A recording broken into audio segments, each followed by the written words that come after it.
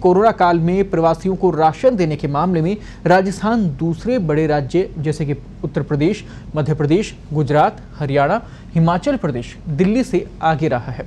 सरकारी आंकड़ों के अनुसार आत्मनिर्भर भारत योजना के तहत प्रवासियों को वितरित किए गए राशन के मामले में भी प्रदेश देश भर में पहले स्थान पर रहा है।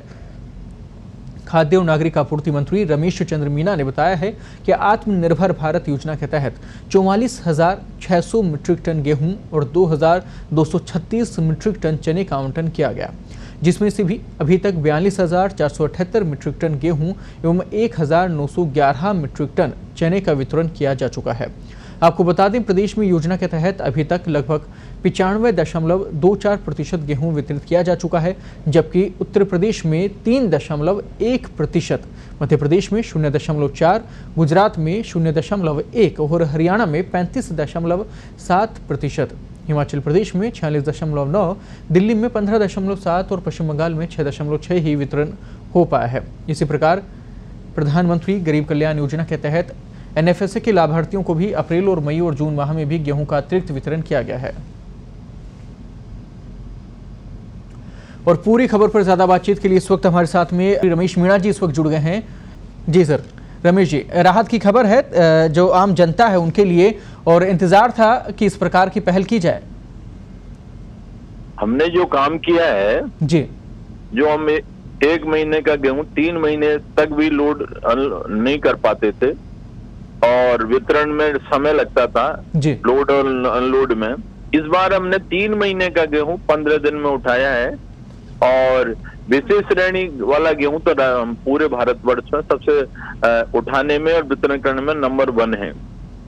और हमारा एनएफएसए का प्लस प्रधानमंत्री ग्रामीण कल्याण वाला अन्न योजना वाला वो गेहूं भी हमने समय पर उठाया है। हमारी एफसीआई को धन्यवाद देना चाहेंगे, प्लस हमारा पूरा खाद्य विभाग, हमारे सेक्रेटरी और डीलर्स सभी का एक दूसरे से कोऑर्डिनेट इस प्रकार का रहा कि अच्छी मॉनिटरिंग रहने की वजह से पूरे राजस्थान में कि कोई भी व्यक्ति भूखा नहीं सोए और समय पर वहां पर खाद्यान्न उपलब्ध हो।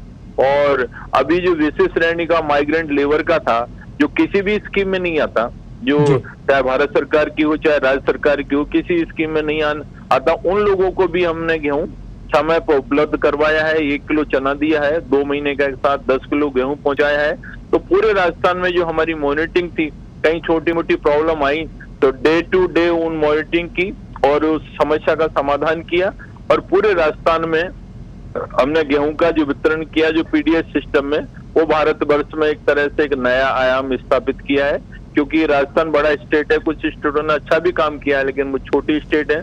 हमने 44 लाख मैट्रिक टन में से 42 लाख मैट्रिक टन गेहूं का वितरण समय पर किया, एक बड़ी बात है।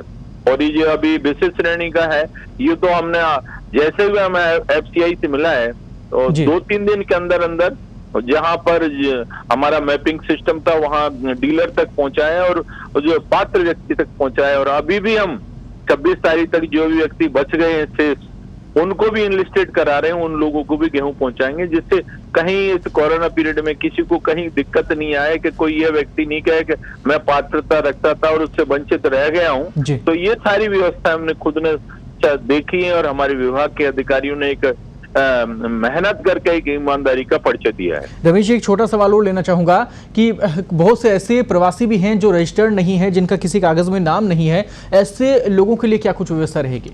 हमने उसमें अन्य की श्रेणी डाल रखी है, वो अपना इनलिस्टेड करा दे, रजिस्टर्ड करा दे, ई मित्र पे करा दे, हमारा डीआईटी का ऐप है वहां करा दे, बीएलओ को लिखवा दे। हमने सभी व्यक्तियों को चिन्हित के लिए बोल रखा है और स्वतंत्रता किसी की जरूरत नहीं है। वो अपना हमारे डिपार्टमेंट या डीआईटी का ऐप है वहां करा दे, ई मित्र पे करा दे। और कोई भी है उसके पास आईडी तो उससे हमें कंफर्म हो जाए, नई आईडी है तो भी बीएलओ से संपर्क करके ऑफलाइन भी वो करा सकता है। उसकी सिस्टम है, एक प्रोसीजर है, तो वो करा दे, उसको गेहूं हम दे रहे हैं सभी को। ऐसी कहीं दिक्कत आ नहीं रही है हमें। बहुत बहुत धन्यवाद। पत्रिका टीवी से आप जुड़े और दर्शकों तक आपने ये महत्वपूर्ण जानकारी पहुंचाई, बहुत बहुत धन्यवाद आपका।